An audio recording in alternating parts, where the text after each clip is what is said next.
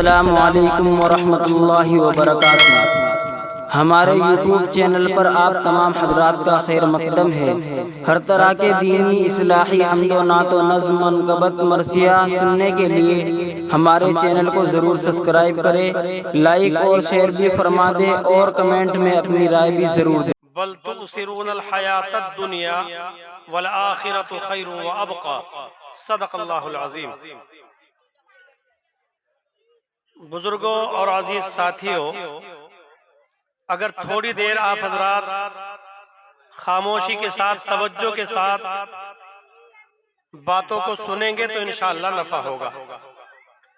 ये हमारा प्रोग्राम, ये मजलिस दीनी मजलिस है और इसमें बहुत संजीदगी का माहौल हमारा होना चाहिए। कुरान करीम की जब तिलावत हो रही थी उस वक्त भी हमारी तरफ से वो जो संजीदगी का माहौल होना चाहिए नहीं हो सका, जबकि कुरान करीम अल्लाह की वो मुकद्दस किताब है और ऐसे खुश अलहान कारी साहब हमारे सामने तिलावत फरमा रहे थे, लेकिन हम कुरान को भी तवज्जो के साथ ना सुन सके और इसी तरह हम बातों में और दूसरी चीजों में मशगूल रहे। ये अच्छा नहीं लगता। दीन की मजलिस बहुत पुरसुकून अंदाज में हमको जो मेहमान हमारी मजलिस में आए हैं उनकी बातों को सुनना चाहिए। कुरान करीम की तिलावत के बाद नात नबी हुई और वो भी माशाअल्लाह बेहतरीन हमारे कारी साहब कारी मोहम्मद सलमान साहब ने बहुत अच्छे अशार हमारे सामने पेश किए और प्रोग्राम चूंकि ज्यादा लंबा चौड़ा नहीं चलना है, बहुत मुख्तसर प्रोग्राम है और आप हजरात में देख रहा हूं कि मजलिस में ज्यादातर नौजवान हैं। अक्सर मजमा नौजवानों का है, बच्चों का है। ये मेहमान जो तशरीफ लाए हैं ये अपनी कीमती नसीहतें आपके सामने बयान फरमाएंगे ही। मैं भी कुछ देर के लिए आपके सामने आपके रूबरू हो गया हूं, लेकिन मेरी गुजारिश है बहुत अदब के साथ आप हजरात से कि जब तक मैं बात करूं बहुत थोड़ी देर बात करनी, ज्यादा लंबा चौड़ा प्रोग्राम ये ना है। और भी हमारे उलमा मौजूद हैं। बस आपसे गुजारिश ये है कि जरा तवज्जो के साथ अगर आप बैठकर सुन लेंगे प्रोग्राम को और जो मैं बातें टूटी फूटी आपके सामने पेश करूं तो अगर तवज्जो के साथ सुनेंगे तो इंशाअल्लाह उसका नफा होगा इंशाअल्लाह। इसलिए एक तो मेरी गुजारिश ये है कि जो रोड पर खड़े हैं ये बैठ जाएं। आ जाओ भाई, बैठ जाओ। ये जो हमारे नौजवान खड़े हैं आ जाओ, इनसे मेरी गुजारिश है बहुत अदब के साथ कुर्सियों का इंतजाम किया गया है। ये हजरात खड़े ना हो तो बैठ जाए, चूंकि दीन की मजलिस है भाई।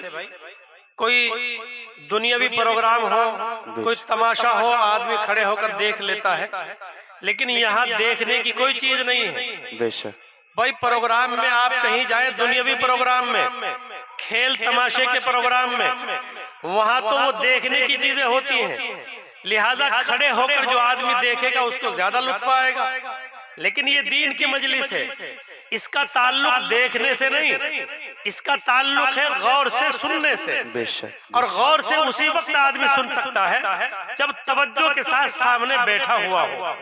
चूंकि बात जिस तरीके से कानों के जरिए से अंदर पहुंचती है, ऐसे निगाहों के जरिए से भी अंदर पहुंचती है। जब आंख से आंख मिलती है, कहने वाला जो कुछ कह रहा है, सुनने वाले आंख से आंख मिलाकर उसकी बातों को सुनते हैं, तो उसका जो नफा होता है और बात जो समझ में आती है वो बेतवज्जोही के साथ सुनने से नहीं आती।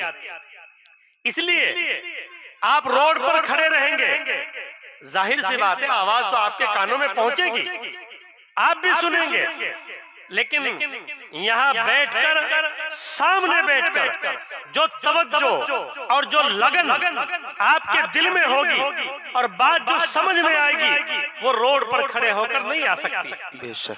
और मेरे भाइयों और जरा सुनिए, ये जो सामने खड़े इनसे भी गुजारिश है ये भी अगर आ जाए भाई इनसे कह दो कोई भाई, आवाज ये जो तो इनके 3-4 तक नहीं आदमी पहुंच रही, सामने कह खड़े दो हैं भाई, दुकान के पास ये भी आ जाओ, बैठ जाए भाई। कह दिया भाई वो इनसे। सामने जो खड़े हैं कोई भाई इंतजामिया के कोई आदमी वहाँ से उनको भी बिठा दे, बेचारों को जगह दे दे। आ जाओ भाई, बैठ जाओ यहाँ भाई, ये भी बैठ जाएंगे और जो इधर खड़े ये भी अंदर आ जाए। आ जाओ भाई। इंशाअल्लाह जो बातें कही जाएंगी अगर अल्लाह ताला ने तौफीक अता फरमा दी और बात समझ में आ गई और हम में से कोई अमल करने वाला बन गया तो हमारा ये जलसा कामयाब हो जाएगा इंशाअल्लाह, ये हमारा बैठना कामयाब हो जाएगा। बेशक। और अगर मेरे भाइयों हम आए अपना राहत और आराम हमने तर्क किया, आकर बैठे घंटा 2 घंटा और बात कोई पल्ले न पड़ी और इसी तरह उठकर चले गए तो फिर जो जलसे का मकसद था वो पूरा नहीं हो सकेगा। इसलिए आप अगर तवज्जो के साथ बैठकर सुनेंगे और संजीदगी का माहौल बनाएंगे, खाना पीना हो ही गया माशाल्लाह, चाय भी पी ली सबने, नाश्ता भी हो गया है, तो उस काम से सबसे आप फारिग हो ही गए हैं। वो हलवा भी खा लिया, चाय भी पी ली, अब तो थोड़ी देर तवज्जो के साथ अपने प्रोग्राम को बस कामयाब बनाना है और बिल्कुल मुतवज्जे होकर स्टेज की तरफ सबकी निगाहें हो, कहने वाला क्या कहना चाहता है उसकी बातों को आप तवज्जो के साथ सुनेंगे तो इंशाअल्लाह आपका आना ये बेकार और बेनफा नहीं होगा, आपका ये बैठना इसमें भी आपको नफा होगा। और ऐसी मजलिस जहां कुरान और हदीस की बातें हो, जहां अल्लाह और उसके रसूल की बातें हो रही हो, उस मजलिस में जो बैठने वाले हैं अल्लाह उनको अजर और सवाब अता फरमाते हैं। रहमत के फरिश्ते आते हैं, आसमान से रहमत के फरिश्ते नाजिल होते हैं और उस मजलिस को जहां अल्लाह और उसके रसूल की बातें हो, जहां कुरान और हदीस की बातें चल रही हो, चारों तरफ से मजलिस को आकर घेर लेते हैं, चारों तरफ से रहमतें नाजिल होती हैं, बरकतें उतरती हैं अल्लाह की तरफ से और फरिश्ते जाते हैं अल्लाह के हुजूर में। अल्लाह पूछते हैं फरिश्तों कहाँ गए थे? फरिश्ते बताते हैं अल्लाह आज इस्लाम नगर में रुड़की में तेरे बहुत से बंदे बैठे हुए थे और वो वहाँ दीन की बातें कर रहे थे, वो कुरान करीम की बातें कर रहे थे, वो हदीस नबवी की बातें सुन रहे थे और कर रहे थे। फरिश्तों से अल्लाह मालूम करते हैं फरिश्तों वो क्यों बैठे थे, उन्होंने अपना राहत और आराम क्यों तर्क किया था, क्या मनशा था उनका? फरिश्ते जवाब देते अल्लाह उनका मनशा ये था कि हम जब यहाँ से दुनिया से जाएं, चूंकि दुनिया ये आर्जी ठिकाना है, ये तो फना होने वाली चीज है, असल हमारी मंजिल आखिरत की मंजिल है, असल ठिकाना आखिरत का है और वहाँ मरने के बाद अल्लाह ताला ने 2 ठिकाने हमारे लिए बनाए हैं। दुनिया में तो हम जो आए हैं ये तो आर्जी ठिकाना है, ये तो मुसाफिर की तरह है। जैसे एक आदमी चला हुआ है, कोई सहारनपुर से चला यहाँ रुड़की में पहुंचा और रुड़की में आराम करने के लिए 1 दिन या 1 घंटा या 2 दिन उसने क़याम किया, जाना उसको देहरादून है, उसको आगे जाना, मंजिल उसकी वो है। यहाँ रुड़की में जब वो ठहरा है मुसाफिर है, यहाँ उसका क़याम ये आर्जी है, ये मुसाफिर की तरह यहाँ ठहरा है। इसलिए 2-4 दिन या 1 दिन अगर यहाँ क़याम उसने किया, इसमें ना तो वो बिल्डिंगें बनाता है, ना महल्लात खरीदता है, ना प्लॉट की खरीदारी करता है, उसको पता है मुझे तो यहाँ 1-2 दिन या 2-4 दिन ठहरना है, मेरी मंजिल तो देहरादून है, मुझे तो आगे जाना है। इसलिए यहाँ रहने के बाद वो अपना कोई साजो सामान यहाँ के क़याम के लिए तैयार नहीं करता, वहाँ की उसके जहन में फिक्र होती है मुझे देहरादून जाना है। हमारा भी यही मामला है, ये दुनिया हमारा आर्जी ठिकाना है, हम तो मुसाफिर हैं, पीछे से चले आ रहे हैं, यहाँ पहुंचे, जाना आगे है, हमारी मंजिल आगे है, आखिरत वाली मंजिल। और वहां जाने के बाद फिर अल्लाह ताला ने हमारे लिए 2 ठिकाने बनाए हैं हर आदमी के लिए। जो दुनिया में आ गया मौत का जायका हर एक को चखना है, जो दुनिया में पहुंच गया है, कितने आए आज तक, लाखों करोड़ों अरबों खरबों, हजरत आदम अलैहिस्सलाम से लेकर ये सिलसिला चल रहा है, अब तक कितने करोड़ों अरबों लोग मौजूद हैं, कितने जा चुके हैं, जमीन के तहत चले गए हैं और हम भी सबको चले जाना है। एक दिन आएगा जितना मजमा ये बैठा है हमारा भी सबका नंबर आना है, क्योंकि ये दुनिया आरजी ठिकाना है, हम यहाँ आरजी आए हैं। असल मंजिल आगे है, आखिरत की मंजिल है, वहाँ हर एक को पहुंचना है। और वो जिंदगी हमेशा हमेशा की जिंदगी है, फिर वो खत्म होने वाली नहीं है, ये खत्म होने वाली जिंदगी है। और वहाँ जाने के बाद अल्लाह ने दो ठिकाने हमारे लिए बनाए, एक मेहमान खाना, एक जेल खाना। जो अल्लाह के मानकर चलने वाले हैं, जो इस दुनिया की जिंदगी में अल्लाह के अहकामात को पूरा करने वाले हैं, जो नबी पाक सल्लल्लाहु अलैहि वसल्लम के तरीके को अपना कर अपनी जिंदगी आपके नक्शे कदम पर चलने वाले हैं, उनके लिए अल्लाह ने मेहमान खाना बनाया है। और जो नाफरमान हैं, जो बेईमान हैं, जो गुनाहों में डूबे हुए हैं, उनके लिए अल्लाह ने जेल खाना बनाया है। ये दो ठिकाने अल्लाह ने बनाए। आखिरत में मरने के बाद एक जेल खाना जिसको जहन्नम कहते हैं, और एक मेहमान खाना जिसको जन्नत कहते हैं। मेहमान खाने में वो जाएगा जो अल्लाह का मुती और फरमाबरदार होगा, जो अल्लाह की मानकर जिंदगी गुजारने वाला होगा, उसको अल्लाह अपने मेहमान खाने में यानी जन्नत में जगह अता फरमाएंगे। और जो बेईमान होगा, जो गुनाहों में डूबा हुआ होगा, नमाजों की परवाह नहीं, रात दिन गुनाहों में लगा हुआ है, कोई परवाह नहीं है, उनके लिए अल्लाह ने कैद खाना बनाया है जिसको जहन्नम कहते हैं। तो फरिश्तों से अल्लाह मालूम करेगा, ऐ फरिश्तों, ये जो चंद लोग इस्लाम नगर में बैठे हुए थे, क्या मनशा था इनका, ये क्यों बैठे थे, इन्होंने अपना राहत आराम तर्क क्यों किया? फरिश्ते जवाब देंगे, ऐ अल्लाह, ये जन्नत का तो मुतालबा कर रहे थे और जहन्नम से पनाह मांग रहे थे। इनका मंशा ये था हम इस मजलिस में बैठ जाएं, दीन की बातें कुछ हमारे पल्ले पड़ जाए, हमारे दिमाग में आ जाए, हम उन पर अमल पैरा हो जाए, और मरने के बाद जो आखिरत की जिंदगी है वहाँ अल्लाह ताला अपने मेहमान खाने में हमको जगह अता फरमा दे, और अल्लाह हम सबको जहन्नम से बचा दे। यही हमारा मंशा है। इसी मंशा के तहत आप हजरात अपना राहत आराम तर्क करके यहाँ आए। इसलिए मैं आपसे फिर दोबारा अदब और एहतराम के साथ गुजारिश करता हूँ कि बहुत संजीदगी के साथ, तवज्जो के साथ आप आने वाले अपने इन मेहमानों का इकराम करें, इनकी बातों को सुनेंगे तो इंशाअल्लाह ताला नफा होगा। और याद रखिए, जैसा कि मैंने अभी बताया, ये दुनिया की जिंदगी ये आरज़ी जिंदगी है, मुस्तकिल नहीं है। लेकिन आज हम सब कुछ इस दुनिया की जिंदगी को समझ बैठे हैं, आखिरत को भुला बैठे हैं। आखिरत की जिंदगी वो हमेशा रहने वाली जिंदगी है, वो बाकी रहने वाली जिंदगी है, वो दुनिया की जिंदगी से बेहतर जिंदगी है। लेकिन हमने सब कुछ दुनिया को समझ लिया, दुनिया की जिंदगी को हम आखिरत की जिंदगी पर तरजीह दे रहे हैं। कुरान करीम में अल्लाह ने इरशाद फरमा दिया, बल तुसिरूनल हयातद दुनिया। इस आयत में अल्लाह हमारी कमी को बयान फरमा रहे हैं, हमारे अंदर जो कमी पैदा हो चुकी है, हमारे अंदर जो नुक्स आ गया है, अल्लाह उस बीमारी को बयान कर रहे हैं। हम सब के अंदर ये बीमारी है जिसको अल्लाह ने इरशाद फरमाया, बल तुसिरूनल हयातद दुनिया। तुम दुनियावी जिंदगी को तरजीह दे रहे हो, तुम आखिरत के मुकाबले में दुनिया को सब कुछ समझ बैठे हो। ये दुनिया जो आरज़ी जिंदगी है, यहाँ चंद दिनों के लिए आए हो, यहाँ तो मुसाफिर की तरह आए हो, चंद अय्याम का क़याम है, फिर वहीं जाना है। हमेशा रहने वाली जिंदगी वही है। अल्लाह ने हमारी इस बीमारी को बयान किया और इसका इलाज भी बता दिया। इसका इलाज ये फरमाया, बल तुसिरूनल हयातद दुनिया वल आखिरतु खैरुन व अबका। आखिरत की जो जिंदगी है उसमें दो खूबियां हैं, दो कमी दुनिया की जिंदगी में। दुनिया की जिंदगी बेहतर नहीं, दुनिया की जिंदगी बाकी रहने वाली नहीं है। आखिरत की जो जिंदगी है वो बाकी रहने वाली है और बेहतर है दुनिया की जिंदगी से।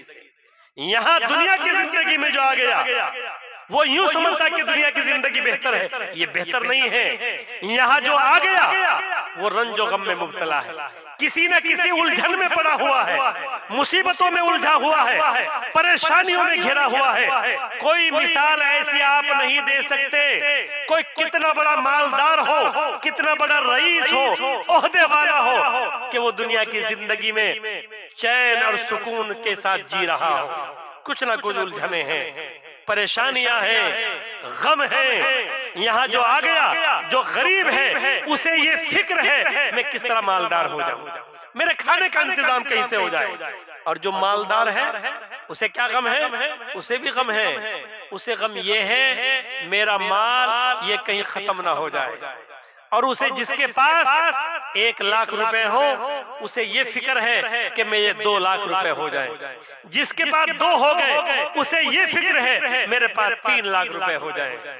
जिसके पास 5 लाख रुपए हो गए उसे ये फिक्र है मेरे ये डबल हो जाए, 10 लाख रुपए हो जाए। जो और ज्यादा बड़ा मालिक हो गया, कोई फैक्ट्री का मालिक हो गया, उसको ये फिक्र है मेरी फैक्ट्री बंद ना हो जाए।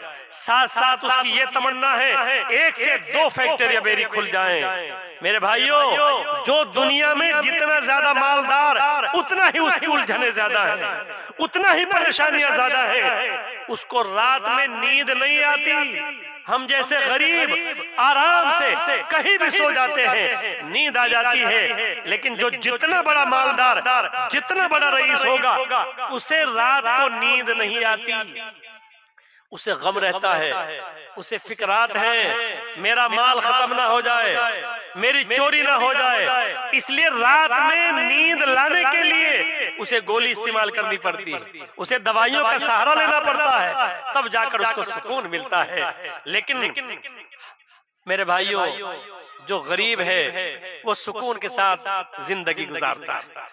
तो गरीब भी फिक्रमंद मुझे मैं मालदार बन जाऊं, मालदार भी फिक्रमंद मेरा माल और बढ़ जाए, मेरा माल खराब ना हो जाए, घट ना जाए। तो दुनिया में जो आया है हर एक गमों से घिरा हुआ है।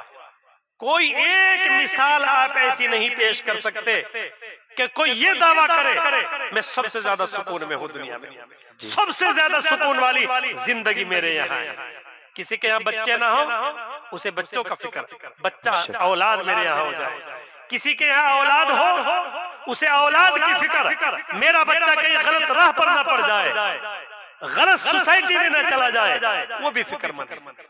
बच्चा ना होने वाला वो भी फिक्रमंद, जिसके यहाँ औलाद वो भी फिक्रमंद, वो भी गमों से घिरा हुआ है। ये दुनिया की हालत है। और रहा इसका बका कितना है दुनिया का, मुसाफिर की तरह। एक मुसाफिर पीछे से चला, यहाँ ठहरा, आगे जाना है, आरजी ठिकाना। ऐसे हमारा दुनिया का, कोई 1 घंटे के लिए दुनिया में आया, कोई 2 घंटे के लिए आया, कोई 1 दिन के लिए आया, कोई 10 साल के लिए आया, कोई 20 साल के लिए आया, कोई 50, 60, 70 साल के लिए आया। जो आ गया जाना जरूर है। जितने आज तक आए दुनिया रूए जमीन पर सब चले गए, सब कब्रों में मिट्टी में मिले पड़े हैं, पता भी नहीं। बड़े बड़े बादशाह, बड़े बड़े हुक्मरान जिनकी बादशाहत एक मुल्क पर नहीं पूरी दुनिया पर उनकी हुकूमतें रही, वो भी जमीन के नीचे पहुंच गए। उनका भी नाम और निशान मिट चुका, कोई बताने वाला नहीं। कहां जर्रात बन गए, मिट्टी खा गए उनके जिस्मों को। वो नौजवान जो अपनी जवानी पर इतरा कर चला करता था, जिधर से गुजर जाता उधर ही सुनने वालों को पता चल जाता, देखने वालों को कि फला नौजवान आ, उसकी चर्चाएं हो जाया करती थी, उसकी जवानी के चर्चे थे। एक वो नौजवान खूबसूरत, सब लोग उसकी तारीफ किया करते थे। लेकिन एक दिन जब उसका नंबर आया और मौत ने जब उसको झंझोड़ा और दुनिया से उसके जाने का नंबर आ गया और उसको मिट्टी में मिलाकर घर वाले वापस आ गए, अब जाकर देखो नामो निशान भी मिट गए, पता भी नहीं कहा गया, कहां उसकी खूबसूरती, कहां उसकी बहादुरी, सब खाक में मिल गए। मेरे भाइयों, ये दुनिया की जिंदगी आरज़ी जिंदगी है। हर एक को जाना है, वहीं पहुंचना है, कब्र की राह से गुजरना है, अल्लाह के हुजूर में हर एक को खड़ा होना है। और याद रखिए, जब अल्लाह के दरबार में हम जाएंगे, कब्र के अंदर डालकर घर वाले वापस आ जाएंगे। हम यूं समझ रहे हैं बस हमने लिटा दिया और वो आराम से सो गया, वो अब आराम करेगा। बहुत से कहते हैं ना, जब किसी को मौत आ जाती है और कोई बेचारा बीमार हो तो बहुत से यूं कहते हैं चलो अच्छा हुआ बेचारे की जिंदगी संवर गई। यहाँ आराम से रहेगा, वहां आराम क्या होगा? कब्र में जूं ही मर्दा पहुंचता है, मेरे भाई और बुजुर्गों, जूं ही कब्र में उतारा जाता है, घर वाले वापस आ गए, ये कब्र में तन्हा लेटा हुआ है, घर वाले वापस लौटे हैं और फौरन अल्लाह की तरफ से फरिश्ते आ जाते हैं। और फरिश्ते आने के बाद 3 सवाल करते हैं, मर रब्बुका, खड़ा हो जल्दी से, हम इधर चले, मुर्दे को कब्र में लिटाकर, और फरिश्ते फौरन आ गए सवाल करने के। 3 सवाल होने हैं। मर रब्बुका, तेरा रब कौन है? मा दीनुका, तेरा मजहब क्या है? तेरे पैगंबर कौन है? ये 3 सवाल हर एक से होते हैं, जो भी कब्र में पहुंचता है। कोई बड़ा दीनदार हो, बेनमाजी हो, नमाजी हो, हर एक से सवाल किया। हर वर फरिश्ते आएंगे फौरन, घर वाले वापस चले और फरिश्ते आ गए। इसलिए कहा गया है कि जब किसी अपने मुर्दे को दफन करो तो फौरन दूसरे मेहमान, बस्ती वाले, वो तो चल देते हैं, लेकिन जो उसके घर वाले हैं, उसके बच्चे, उसके भाई, वालिदैन, चचा, ताया, जो घर वाले उसके खास रिश्तेदार हैं, वो थोड़ी देर वहीं रहें, कब्र के पास ही खड़े होकर दरूद फातिहा पढ़ते रहे। मेहमान चले गए, महल्ले वाले चले गए, लेकिन वो 2-4 मिनट वहीं ठहरे कब्र पर, चूंकि फौरन जो ही मिट्टी डली फौरन आ जाते हैं फरिश्ते, और घबराता है मुर्दा। यहाँ तो जरा सी मुसीबत आ जाए, अंधेरी छा जाए, तो फौरन घर वालों को बुला लेता है, अम्मी अब्बू को बुला लेता है, दोस्तों को बुला लेता है, वहां कोई नहीं, तन्हा। फरिश्ते आ गए, फरिश्तों ने कान पकड़ के बिठा दिया, बैठ, बता जल्दी से तेरा रब कौन है। इसलिए कहा गया है कि घर वाले थोड़ी देर वहीं रहे ताकि इसका हौसला बढ़ा रहे। उसे सब नजर आता है, बाहर रुआ जात सब नजर आता है। फरिश्ते 3 सवाल करेंगे, तेरा रब कौन है? तेरा मजहब क्या है? किसकी उम्मत में? तेरे पैगंबर का नाम क्या है? या आपकी शक्ल दिखाई, इन्हें जानता है ये कौन है? रसूल पाक सल्लल्लाहु अलैहि वसल्लम की शक्ल मुबारक नजर दिखाई जाती है और दिखाई, ये इन्हें जानता है कौन है? अगर सही सही जवाब दे दिए, जवाब दे दिया मेरा रब मेरा अल्लाह, मेरा मजहब इस्लाम है, और मेरे पैगंबर मेरा आका हजरत मोहम्मद मुस्तफा सल्लल्लाहु अलैहि वसल्लम, अगर सही जवाब दे दिया तो फरिश्ते कहेंगे ठीक, अब सो जा, अब कयामत तक तुझे कोई नहीं जगाए, सो जा आराम से, नींद की चैन की। और अगर जवाब सही ना दिए गए, खामोश हो गया, फिर पता क्या होना है? फिर अल्लाह की तरफ से हुक्म होगा कब्र को, कब्र इधर की दीवार आपस में एक दूसरे से मिल जाए, और इस तरह मिल जाएगी, इसको बीच में इस तरह खींचा जाएगा, जैसे गन्ना देखा आपने मशीन में पिटता हुआ, गन्ना जब 2 पार्ट में पिसता है तो जर्रा जर्रा हो जाता है, ऐसे ही कब्रों के दोनों हिस्सों को मिलाया जाएगा, और इसकी इधर की हड्डियां उधर की हड्डियों में इस तरह एक दूसरे के अंदर दाखिल हो जाएगी। अल्लाह, ये हाल होना है। और जहन्नम की खिड़की खोल दी जाएगी, अजाब यहीं से शुरू हो जाएगा। और अगर उसने सही जवाब दे दिए तो जन्नत की खिड़की खोल दी जाएगी कब्र में, वहां आराम के साथ सोएगा, कोई नहीं जगाएगा। फरिश्ते तसल्ली देकर, खुशखबरी देकर जाएंगे, आराम से सो जा, अब तुझे कोई नहीं जगाएगा, बस कयामत के दिन जागेगा। और अगर जहन्नमी होगा, इन सवालों के जवाब न दिए गए, तो मेरे भाई और बुजुर्गों, जहन्नम की खिड़की खुल जाएगी और अजाब वहीं से शुरू हो जाएगा। अल्लाह हम सबकी हिफाजत फरमा। आमीन। अच्छा, इन सवालों के जवाब आप यूं समझोगे हमारे तो याद हो गए, हम तो जवाब दे देंगे। आपके जहन में ये बात होगी, ये 3 सवाल होने, तेरा रब कौन है? हम सबको पता है हमारा रब अल्लाह है, हमारा मजहब इस्लाम है, हमारे पैगंबर हजरत मोहम्मद मुस्तफा सल्लल्लाहु अलैहि वसल्लम है। तो आपके जहनों में ये बात आ रही है कि हम तो सब जवाब दे देंगे। जवाब कब दिया जाएगा?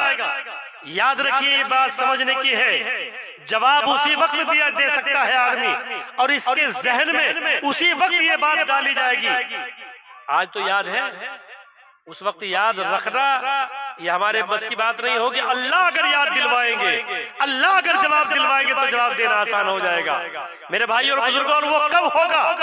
जब हम दुनियावी जिंदगी को रब के मुताबिक गुजारे, रब की मानकर जिंदगी गुजारे। अल्लाह ने जो हमें हुक्म दिया है, अल्लाह की मानकर जिंदगी गुजारे हैं, और रसूल पाक सल्लल्लाहु अलैहि वसल्लम का तरीका, आपकी सुन्नतें हमारी जिंदगियों में होंगी और दीन इस्लाम के मुताबिक हमने जिंदगी गुजारी होगी, तो फिर उसके बाद हम जवाब दे सकते हैं। और अगर हमने मनमानी जिंदगी गुजारी होगी, रब की मानकर जिंदगी नहीं गुजारी, इस दुनियावी जिंदगी को आखिरत की जिंदगी पर तरजीह देते रहे, रब की मानकर जिंदगी ना गुजारी, मनमानी जिंदगी गुजारी, तो जवाब देना मुश्किल हो जाएगा। जवाब उसी वक्त दे सकता है आदमी जब रब की मानकर जिंदगी गुजारेगा, जब मजहब इस्लाम के मुताबिक जिंदगी गुजारेगा, शरीयत के खिलाफ कोई काम इसने ना किया और रसूल पाक सल्लल्लाहु अलैहि वसल्लम की सुन्नतों को जिंदा किया। और आज हमारे हालात क्या हैं, हम गौर कर लें, हम कितनी रब की मानकर जिंदगी गुजार रहे हैं। मस्जिदें हमारी खाली हैं, अल्लाह का मुनादी रोजाना 5 वक्त ऐलान कर रहा, नमाज के लिए आ जाओ, कामयाबी के लिए आ जाओ। मस्जिदें खाली, मस्जिदों में वही गिने चुने 5, 7, 10 आदमी। ये नौजवान तबका, ये तो मस्जिदों से दूर, ये अपना कीमती वक्त खुराफात में, चौकड़ीबाजी में, रास्तों में खड़े होकर गुजार देगा, और उधर अजान हो रही है, उधर नमाज हो रही है, इसे कोई परवाह नहीं। ये हमारी हालत है। हम कितनी रब की मानकर जिंदगी गुजार रहे हैं। अल्लाह का हुक्म ये है, मस्जिद में आ जा, अल्लाह ताला का मुनादी पुकार रहा है, हय्या अलस सलाह, हय्या अलल फलाह, नमाज के लिए आ जाओ, कामयाबी के लिए आ जाओ, और हमें परवाह नहीं। हमारे कानों में आवाज पहुंच रही है मुअज्जिन की सदा, लेकिन हम जर्रा बराबर अपने काम को छोड़ने को तैयार नहीं। हम जिन गुनाहों में लगे हुए हैं, जिन खुराफात में लगे हुए हैं, उसमें मशगूल हैं, कोई परवाह नहीं। मस्जिद के मुअज्जिन की आजान की आवाज हमारे कानों से टकरा रही है, लेकिन हम मस्जिद तक जाने को तैयार नहीं। कहां हम रब की मानकर जिंदगी गुजार रहे हैं, हम तो मनमानी जिंदगी गुजार रहे हैं। अल्लाह का हुक्म ये है कि मस्जिद में आ जा, 5 वक्त यहाँ मेरे सामने सर झुका लिया कर, नमाज पढ़ लिया कर, ताकि तेरी आखिरत बेहतर हो जाए। हम दुनिया की जिंदगी को तरजीह दे रहे हैं। अगर हम मस्जिद में चले गए, दुकान हमने बंद कर दी, कारोबार बंद कर दिया, तो नुकसान हो जाएगा। तो दुनिया को हम सब कुछ समझ रहे हैं, उसी को तो अल्लाह ने फरमाया, बल तुसिरून अल हयातद दुनिया, तुम दुनियावी जिंदगी को आखिरत की जिंदगी पर तरजीह दे रहे हो। हम सब कुछ दुनिया को समझ बैठे हैं, आखिरत की जिंदगी को भुला बैठे हैं, जबकि आखिरत की जिंदगी हमेशा बाकी रहने वाली जिंदगी, वो बेहतर जिंदगी है। वहां आखिरत की जिंदगी इतनी बेहतर है जिसके लिए जन्नत का फैसला हो गया। वहां जाने के बाद ना कोई गम होगा, ना कोई उलझन होगी, ना कोई फिक्र होगी, कोई जरूरत बराबर किसी को सलामती ही सलामती। जन्नत में जो चला गया, बस सलामती ही सलामती उसके ऊपर, कोई जर्रा बराबर गम फिक्र नहीं होगा। ना ये फिक्र होगा कि जन्नत कोई छीन न ले। दुनिया में तो हमें मकान मिल गया, फिक्र ये कोई छीन न ले। फैक्ट्री के मालिक हो गए, फिक्र ये है ये हमारी फैक्ट्री बंद न हो जाए, हमारी दुकान बंद न हो जाए, हमें ये फिक्र है रात दिन। वहाँ कोई फिक्र नहीं। यहाँ तो खाने की भी फिक्र है, सुबह खा लिया, शाम को क्या बनना है उसकी भी फिक्र है। वहाँ कोई फिक्र नहीं। वहाँ तो यूं लिखा है कि जन्नती जन्नत में जब चले जाएंगे और वहाँ उनको किसी चीज की जरूरत महसूस होगी, कोई चीज खाना चाहेंगे, तमन्ना करेंगे, तो जिस चीज का दिल में इरादा किया, फौरन अल्लाह की तरफ से वो चीज हाजिर हो जाएगी। फौरन अल्लाह का हुक्म होगा, वो चीज तैयार हो जाएगी। इरादा किया आपने कि आज मछली के कबाब खाने, यहाँ अगर इरादा किया, आपको जेब में से पैसे निकालने पड़ेंगे, मछली बाजार में जाना पड़ेगा, मछली खरीदनी पड़ेगी, उसको बनाना पड़ेगा, तैयार करना पड़ेगा, और फिर उसके बाद आप खाएंगे। वहां जन्नत में जाने के बाद जन्नती के लिए अगर उसके दिल में इरादा हुआ कि आज मुझे मछली के कबाब खाने हैं, बस दिल में उसने इरादा किया और मछली फौरन तली और भुनने के बाद उसके सामने प्लेट में हाजिर, वहां तो सिर्फ दिल का इरादा होगा। इतनी राहत और आराम, जन्नत में जो चला गया जो चीज चाहेगा फौरन उसके लिए मुहैया हो जाएगी। खुदाम खड़े हैं चारों तरफ और बेहतरीन मसहरियां हैं, उनके ऊपर वो बैठा हुआ है, ऐश आराम है, ना पेशाब पाखाने का तकाजा होना है, कुछ भी खाए वहां पेशाब पाखाने गंदी चीज नहीं होगी। जन्नत में जाने के बाद बिल्कुल सफाई, ना वहां कोई फिक्र, न माल कम होने का डर, सब कुछ अल्लाह ताला मुहैया करेंगे। और सबसे बड़ा इनाम तो ये होगा जब जन्नती जन्नत में चले जाएंगे तो अल्लाह की तरफ से सलाम उनके ऊपर आएगा और अल्लाह पूछेंगे, ऐ जन्नतियों, ऐ मेरे बंदो, जो मैंने तुमसे वादा किया था कि जन्नत में अगर तुम चले गए, अगर तुमने दुनिया में अच्छे अमाल कर लिए, मेरे अहकामात को पूरा किया, मेरे पैगंबर की सुन्नतों को जिंदा करते रहे और शरीयत के मुताबिक तुम जिंदगी गुजारते रहे, तो तुम्हें ये इनाम दिया जाएगा। ऐ मेरे बंदो, जो मैंने वादा किया वो पूरा हो गया, तुम यहाँ जन्नत में आने के बाद कोई दिक्कत तो नहीं है, सारी नियामतें मिल गई। जन्नती जवाब देंगे, अल्लाह यहाँ तो हमारे वहमो गुमान में भी नहीं था जो नियामतें आपने हमें यहाँ अता फरमा दी। अल्लाह पूछेंगे, किसी और नियामत की जरूरत तो नहीं, तुम्हें किसी और नियामत की जरूरत तो नहीं है? जन्नतियों से सवाल किया जाएगा। जन्नती कहेंगे, अल्लाह सारी नियामतें तो मुहैया आपने करा दी है, भला हमें और क्या नियामत चाहिए? अल्लाह फरमाएंगे, नहीं नहीं, एक नियामत और है, वो एक नियामत और मैं तुमको देना चाहता हूँ। और वो नियामत क्या होगी? अल्लाह पर्दा हटाएंगे, अल्लाह ताला पर्दा हटाएंगे और जन्नतियों को अल्लाह की ज़ियारत हासिल होगी, अल्लाह का दीदार नसीब होगा। ये नेमत इतनी अजीम होगी, जितनी जन्नत की नेमतें हैं, इस नेमत यानी अल्लाह की ज़ियारत, अल्लाह का दीदार करने के बाद सारी नेमतों को भूल जाएंगे जन्नती। ये नेमत सबसे बड़ी होगी, अल्लाह की ज़ियारत हासिल होगी जन्नत में जाने के बाद। मेरे भाई और बुजुर्गों, हम यहाँ मैंने बताया दुनिया में जो आए हैं आरज़ी ठिकाना है, नंबर लग रहा सबको जाना है, असल वही ठिकाना है जन्नत या दोज़ख। इसलिए हम यहाँ दुनिया में ऐसे अमाल करें कि जन्नत के मुस्तहिक हो जाएं, हमारी मस्जिदें वीरान ना पड़े। आज जो शिकायत मिल रही है ना, ये जो आज हालात हैं, ये जो आज हालात हैं, कभी वहां मस्जिद को निशाना, कहीं वहां मस्जिद को निशाना, कमी हमारी अपनी है। हम हालात से जर्रा बराबर नसीहत हासिल करने को तैयार नहीं है। मस्जिदें हमारी जैसी पहले थी ऐसी आज भी है। कितने हालात खराब हो जाए, पहले जमाने में अगर कहीं झगड़ा हो जाए करता, कहीं मुसलमानों को निशाना बनाया जाता तो फौरन मस्जिदें आबाद हो जाया करती थी। जवान, नौजवान, बड़े बूढ़े सारे मस्जिदों में चले जाया करते थे, पैर रखने की जगह नहीं मिलती थी मस्जिद में। आज कहीं भी कुछ भी हमला हो जाए, कहीं मुसलमानों को निशाना बनाया जाए, मुसलमानों की इबादत गाहों को मिसमार कर दिया जाए, कोई परवाह नहीं, बस खड़े हुए तमाशकीन और वहाँ मोबाइल चल रहा है और खबरें देख रहे हैं, भाई वहाँ ये हो गया, वहाँ ये हो गया, वहाँ मदरसा ढा दिया, वहाँ मस्जिद ढा दी, वहाँ मुसलमानों पर बमबारी हो गई, बस खबरें सुन रहे। खबरों सुनने से हासिल क्या हुआ? जब हमने जर्रा बराबर अपने अंदर तब्दीली पैदा नहीं की। हमारी मस्जिदें जिस तरह पहले थी, जब मुसलमानों पर हमला हुआ फिर भी खाली पड़ी हुई है। मुसलमानों की मस्जिदों को जब निशाना बनाया गया तब भी मस्जिदें खाली हैं। क्या एहसास हुआ हमें? जबकि नमाज इतना अहम फरीज़ा नमाज, कयामत का मैदान में सारे लोग जब कब्रों से उठेंगे सबसे पहले नमाज के बारे में बात पुरस होनी है। सबसे पहले नमाज का हिसाब होगा।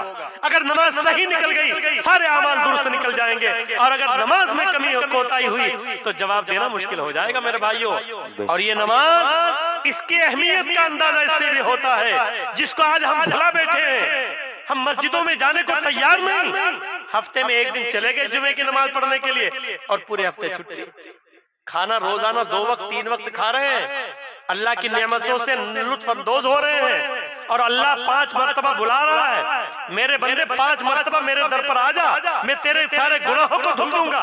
और रसूल पाक सल्लल्लाहु अलैहि वसल्लम ने मिसाल देकर बताया, सहाबे किराम से फरमाया कि जिस आदमी के घर के सामने 3 नहरें हो और वो रोजाना उन तीनों नहरों से गुजर कर जाता हो, उसके बदन पर मैल रहेगा?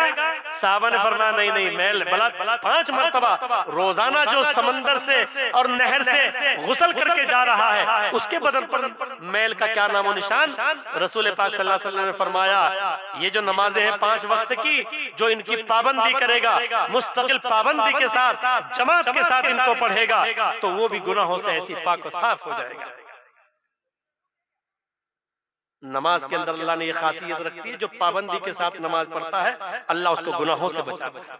कुरान में अल्लाह ने फरमा दिया इन्न सलात तन्हा अनिल फहशाई वल मुनकर, नमाज बेहयाई और बुरी बातों से इंसान को रोकती है। लेकिन पाबंद तो हम हो जाए, हम पाबंदी करने को तैयार नहीं।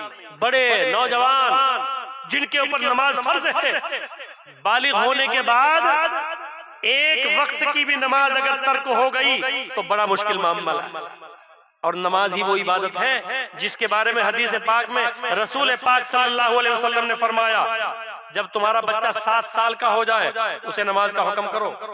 7 साल का छोटा सा बच्चा, लड़का हो चाहे लड़की, हदीस में पैगंबर फरमा रहे हैं तुम्हारा बच्चा या बच्ची जब 7 साल का हो जाए नमाज का हुक्म करो। और जब 10 साल का हो जाए, अगर 10 साल का होने के बाद नमाज नहीं पढ़ता उसकी मरम्मत करो, उसकी पिटाई करो। अभी बालिग नहीं हुआ वो, 7 साल का बच्चा छोटा सा है, 10 साल का बच्चा या बच्ची बालिग नहीं है। अगर बालिग होने की कोई अलामत जाहिर ना हो तो 10 साल की उम्र में बालिग नहीं होता। शरीयत का हुक्म ये है लड़का या लड़की 15 साल की उम्र में बालिग होते हैं। अगर कोई अलामत जाहिर ना हो तो 15 साल की जो ही उम्र हो गई लड़का या लड़की बालिग हो गए हैं। अब इनके ऊपर नमाज भी फर्ज हो गई, इनके ऊपर रोजे भी फर्ज हो गए हैं। तो बालिग नहीं हुआ, अभी 10 साल का है, बालिग नहीं हुआ, नमाज उसके ऊपर फर्ज नहीं।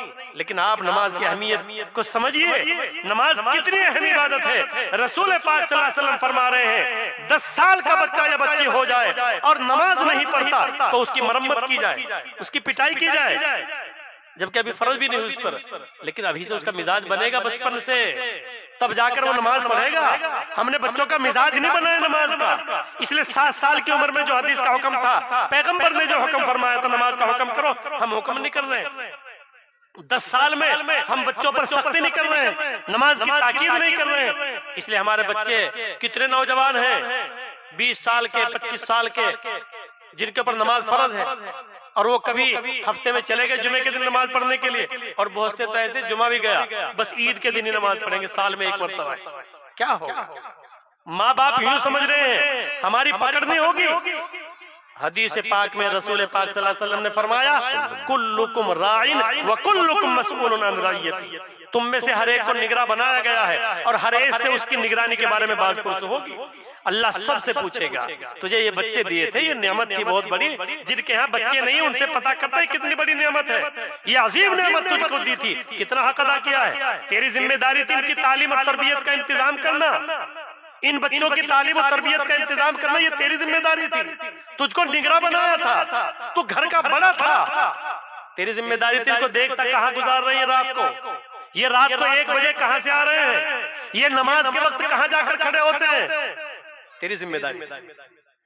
अगर तूने सख्ती की होती तो इनका मिजाज नमाज का बन चुका होता। लेकिन तू नमाज पढ़ता रहा, तू तहज्जुद पढ़ता रहा, तू जमातों में जाता रहा और घर की कोई फिक्र ना की। घर में तेरे नंगा नाच चलता रहा, तेरे घर में नमाज पढ़ने वाला कोई तेरे अलावा मैसर ना आया। बाज पुरुष हो। इसलिए मेरे भाई और बुजुर्गों, हम यूं समझ लें कि बस खुद तो हम नमाज पढ़ रहे हैं, बच्चों की फिक्र नहीं, या हम खुद भी ना जाएं, बड़ा मुश्किल मसला है। ये हालात जो आ रहे हैं पूरी दुनिया में हमारे काले कारनामों की नहुसत है। ये हमारे काले कारनामों की नहुसत की बिना पर, हमारे गुनाहों की नहुसत की बिना पर हमने मस्जिदों से मुंह मोड़ा, इसलिए ये हालात पैदा हो गए हैं। अल्लाह हम सबको समझ आता फरमा दे। हम दुनियावी जिंदगी को जो आखिरत की जिंदगी पर तरजीह दे रहे हैं और सब कुछ दुनिया को समझ लिया है, इसी में मगन हो गए। ये मगन होने की जगह नहीं है, ये आरजी ठिकाना है। असल हमारा ठिकाना वो आखिरत की मंजिल है जहां हमने से हर एक को जाना है, वो उसकी तैयारी करने के लिए दुनिया में अल्लाह ने भेजा है। हम अगर तैयारी कर लेंगे तो मेरे भाइयों वहां बेड़ा पार हो जाएगा। और कोई नौजवान ये समझे अभी तो मेरी जिंदगी कम है, अभी तो मैं 20 साल का हुआ हूँ, 25 साल का हुआ हूँ, बुढ़ापा आएगा। मेरे भाइयों, बुढ़ापा आने की किसी को कोई गारंटी नहीं है। रोजाना कितने नौजवान जा रहे हैं, कितने हादसा हो रहे हैं। पता चला आप घर से निकले, रोड पर आप पहुंचे और आपका बुलावा आ गया। रोजाना जा रहे हैं। तो नौजवान ये भी नसीहत हासिल करें, ये भी नमाजों की पाबंदी करें और कुरान के मुताबिक जिंदगी गुजारने वाले बने। शरीयत मुतहरा के मुताबिक इनकी जिंदगी हो, इनका पहरावा इस्लामी हो, इनका लिबास इस्लामी हो। और ये नमाजों की पाबंदी अगर करेंगे तो इंशाअल्लाह अल्लाह ताला आखिरत में, जो आखिरत की जिंदगी है, वहाँ अल्लाह ताला बेहतरीन ठिकाना, जो जन्नत अल्लाह ने मेहमान खाना बनाया है, उसमें दाखिला नसीब फरमा देगा। और अगर मेरे भाई और नौजवानों दुनिया की जिंदगी को इसी तरह खुराफात में गुजारते रहे, नमाजों से दूरी में, नशे में, जुआ में, सस्ते में और चोरी में, ऐसे खुराफात में, गुनाहों में अगर गुजारा तो फिर याद रखिए दुनिया से तो जाना ही है। हमेशा के लिए ना कोई आया, ना कोई आया, ना आएगा। सबको जाना है, जो आ गया वहां जाना है। वहां फिर कब्र से ही हिसाब किताब शुरू हो जाए। मैंने बताया कि वहीं से फिर अजाब शुरू हो जाएगा। अगर हमने सही तरीके से जिंदगी रब की मान कर ना गुजारी हो तो हम जवाब नहीं दे सकते कि हमारा रब अल्लाह। अगर रब की मानकर जिंदगी गुजारी होगी तो ये मैयत फौरन जवाब दे देगी मेरा रब मेरा अल्लाह है। मजहब इस्लाम के मुताबिक जिंदगी गुजारी होगी, फौरन जवाब दे देगा मेरा मजहब इस्लाम है।